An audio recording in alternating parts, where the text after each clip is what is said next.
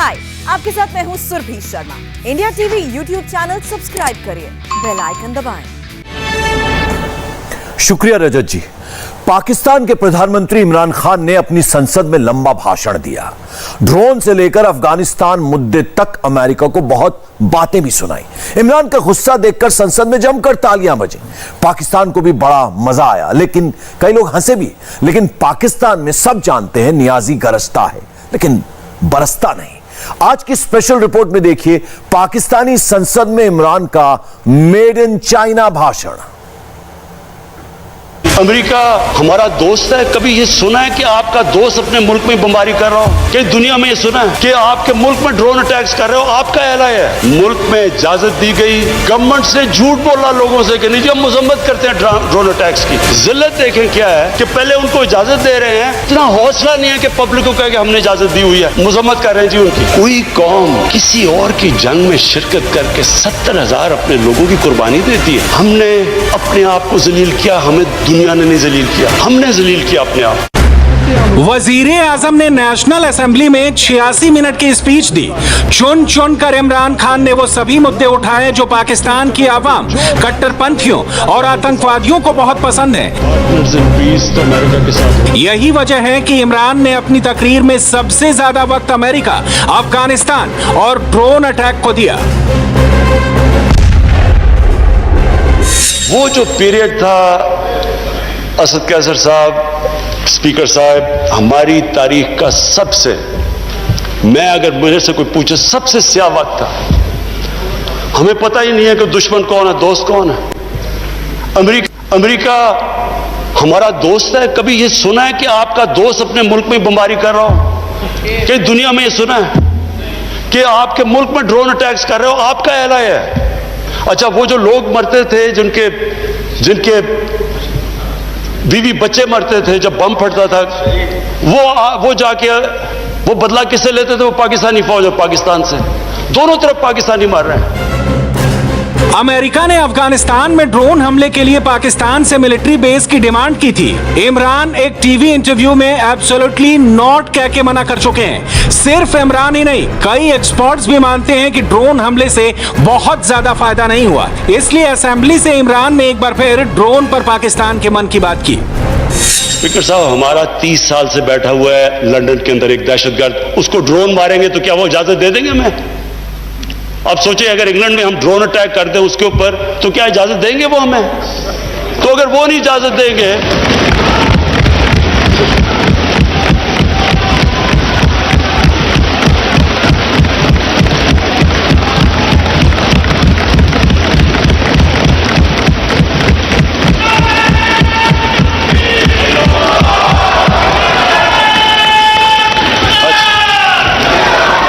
उन्होंने कहा कि जो एक 30 साल से एक दहशतगर्द, अल्ताफ हुसैन का नाम नहीं लिया, कि वो लंदन में बैठा हुआ है।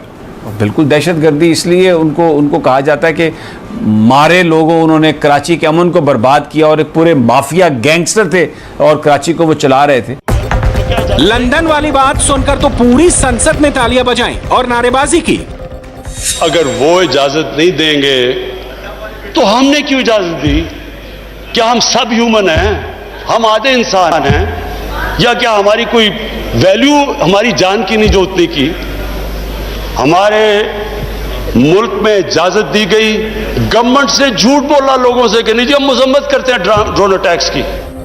ड्रोन पर इमरान का जवाब सुनकर अफगानिस्तान और पाकिस्तान में बैठे आतंकवादी अब खुद को सुरक्षित मान रहे होंगे। कप्तान साहब की बातें सुनकर ऐसा लगा मानो खुद अमेरिका के राष्ट्रपति ने भी टीवी पर उनका भाषण सुना। आमने सामने बैठकर शायद ऐसी बात कह ना पाए, इसलिए अमेरिका को संदेशा पहुंचाने के लिए इमरान ने यह शॉर्टकट निकाला। ड्रोन पर अपना गुस्सा निकालने के बाद इमरान ने खुद के तालिबान सपोर्टर होने के आरोप का जवाब दिया। चंद 100 अल-कायदा के पीछे हमने अपनी फौज भेज दी कबायली इलाके में। अब जब फौज कबायली इलाके में जाएगी, वो अपने लोग थे उधर, जो फिर उधर से वो ड्रोन अटैक करें, वहां हमारे शहरी मर जाएं, उधर हमारी फौज जिसको पता ही नहीं कि किसके पीछे जा रहे हैं, चंद 100 लोगों के पीछे कबायली इलाके में गए। उसका नतीजा क्या हुआ? आधा हमारा कबायली इलाके के लोगों ने नकल मकानी की, वो कबायली इलाका अभी तक कहीं रिकवर नहीं किया। मेरी तरह का आदमी जो कहता गया कि ये गलत हो रहा है, मुझे तालिबान खान बना दिया। यानी वो मैं जब कहता था अफगानिस्तान में कोई मिलिट्री सोल्यूशन नहीं, जनाब ये प्रो तालिबान है। खुलेआम तालिबान का साथ देने की वजह से पाकिस्तान में इमरान को तालिबान खान के नाम से जाना जाता है। हालांकि इमोशनल बातें करके इमरान ने तालिबान के मुद्दे पर सपोर्ट लेने की कोशिश की। पाकिस्तान के किसी प्रधानमंत्री ने पहली बार संसद में ऐसी बातें की। नेशनल असेंबली लगातार तालियों से गूंज रही थी। हालांकि जब इमरान पाकिस्तान की कौम को जगाने वाले ये भाषण दे रहे थे तो उनके एविएशन मिनिस्टर गुलाम सरवर खान पिछली सीट पर बैठकर सो रहे थे। शायद इमरान के मंत्री भी उनका भाषण सुनकर बोर हो गए। हालांकि अमेरिका के बारे में वजीर आजम का स्टैंड सुनकर तो उनके विरोधी भी चौंक गए हैं। इसमें कोई शक नहीं कि अंकल सैम की देश की तरफ से हमारी जिसको कहते हैं जरूरत से ज्यादा चमचागिरी, खुशामद, लल्लो चप्पो का जो अल्लाह के अमान में क्या उसको कहते हैं सिला में दिया गया। मेरा नहीं ख्याल है कि कोई दुश्मन को भी इस तरह का जो है वो सिला देता है। अमेरिका बहादुर को तो चाहिए था कि हमें अपने सराखों में बिठाता। और यहां हुआ यह कि हमारा जो वजीर आजम था उस एक वक्त का शाहिद खाकान अब्बासी, जब वो वहां गया तो उसके कपड़े उतरवा लिए, उसकी खंबे के पीछे बेचारे ने जाकर के कपड़े बदले। यह है अमेरिकी चाकरी का नतीजा। लगातार अमेरिका के खिलाफ बातें करके इमरान ने एक नया रिकॉर्ड बना दिया। पिछले 10 दिनों में 5 मौकों पर वो अमेरिका के खिलाफ बयान दे चुके हैं। शायद इसकी वजह यह भी है कि अमेरिका के प्रेसिडेंट जो बाइडेन ने इमरान से बात करने के लिए 2 मिनट का वक्त भी नहीं निकाला है। इस दौरान देखिए उन्होंने एक आर्टिकल लिखा, एक इंटरनेशनल पेपर में, अमेरिका के अखबार में 2 इंटरव्यूज़ दिए, फिर एक चाइना के एक मीडिया को इंटरव्यू दिया। तो ये 4 उन्होंने एसएमए के इंटरनेशनल मीडिया को इंटरव्यूज़ दिया और एक उनमें 3 इंटरव्यूज़ और एक आर्टिकल था। और आज पार्लियामेंट में उन्होंने खिताब किया। इन 10 रोज़ में ये 5 चीज़ें हुई और इन 5 की 5 चीज़ों में प्राइम मिनिस्टर एक चीज़ दुनिया को बता रहे हैं कि ये वो पुराना पाकिस्तान नहीं है। संसद के मंच का इस्तेमाल करके इमरान ने 4 मुद्दों पर अपना स्टैंड क्लियर किया। दूसरे लफ्जों में कहें तो अपनी और अपने मंत्रियों की गलती सुधारी। सबसे पहले इमरान ने आतंकवादी ओसामा बिन लादेन पर अपनी गलती सुधारी। वजीर आजम इसी संसद में ओसामा बिन लादेन को शहीद कह चुके हैं। हालांकि अब एबटाबाद के कमांडो ऑपरेशन को उन्होंने पाकिस्तान और अमेरिका के बीच भरोसे की कमी बता दिया। जब ओसामा बिन लादेन के खिलाफ ऑपरेशन किया एबटाबाद में, मैं स्पीकर साहब ओवरसीज पाकिस्तानियों को जानता हूं। जितनी जिल्लत ओवरसीज पाकिस्तानी को, लोग कहते हैं हम छुप गए, हम दुनिया को फेस नहीं कर सकते थे कि पहले तो एक आप उनके लिए लड़ रहे जी, हम आपकी फ्रंटलाइन स्टेट है, और फिर जनाब जब उसको यहां मारा तो क्या हमारा एला है हमारे ऊपर इतना इत्मीनान नहीं करता था कि हमें कह दे कि आप करें? तो क्या वो हमारे दोस्त थे या दुश्मन थे? पूरी दुनिया को पता है कि पाकिस्तान ने खुद ही ओसामा बिन लादेन को एबटाबाद में रखा था। अगर अमेरिका ने पाकिस्तान पर एतबार करने की गलती की होती तो लादेन को बच निकलने का मौका मिल जाता। लादेन के बाद इमरान खान ने पाकिस्तान में तालिबानी आतंकियों की मौजूदगी पर सफाई दी। इसी हफ्ते इमरान के होम मिनिस्टर ने दावा किया था कि इस्लामाबाद में तालिबानी आतंकियों का परिवार रहता है। इमरान ने इसे भी घुमा फिरा कर रखने की कोशिश की। एग्जिट डेट दे दी कि हम जा रहे हैं। अब जब वो जा रहे हैं तो पाकिस्तान को कह रहे हैं कि जी किसी तरह आप उनको टेबल पे ले आओ। हमारे पास क्या लीवरेज है उनको टेबल पे ना सिवाय कि उनके कोई खानदान यहां बसे हुए हैं? क्या उनके खानदानों को पकड़ के जेलों में डाल दें? क्या करे और पाकिस्तान?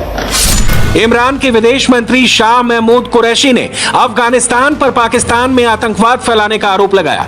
अपनी फॉरेन पॉलिसी के तहत वजीर आजम ने जमकर अफगानियों की तारीफ की। इमरान की बातें सुनकर अब शायद अफगानिस्तान के लोगों का गुस्सा कम हो जाए, क्योंकि हम तो जानते हैं अफगानियों को, हमारे भाई हैं, हमें इनकी तारीख पता है।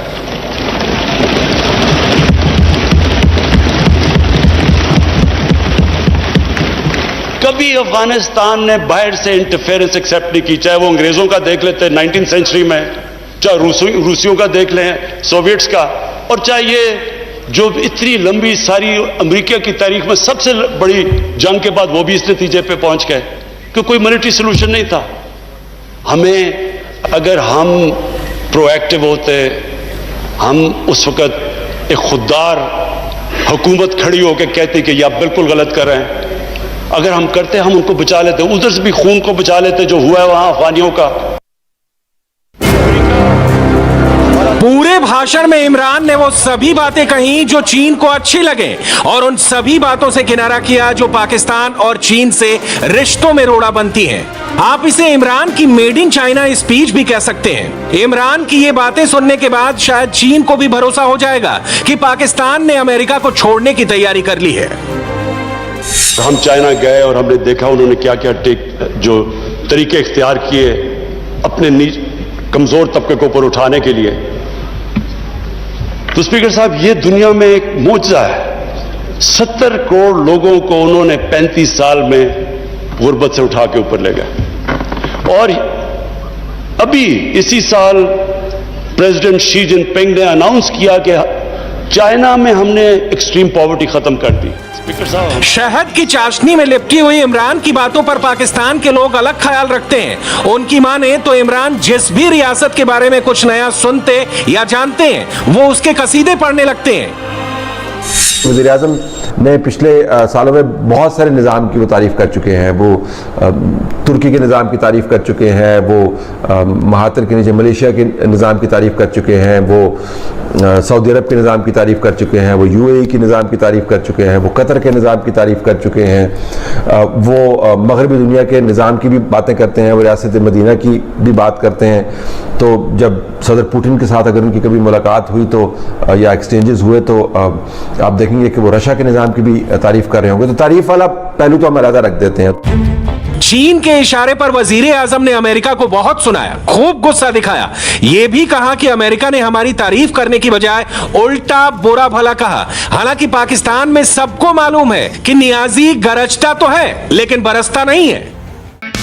हाय, आई एम सुरभि शर्मा। खबरों से अपडेट रहने के लिए India TV YouTube channel subscribe करिए, साथ में बेल आइकन जरूर दबाएं। जुड़े रहें इंडिया टीवी के साथ।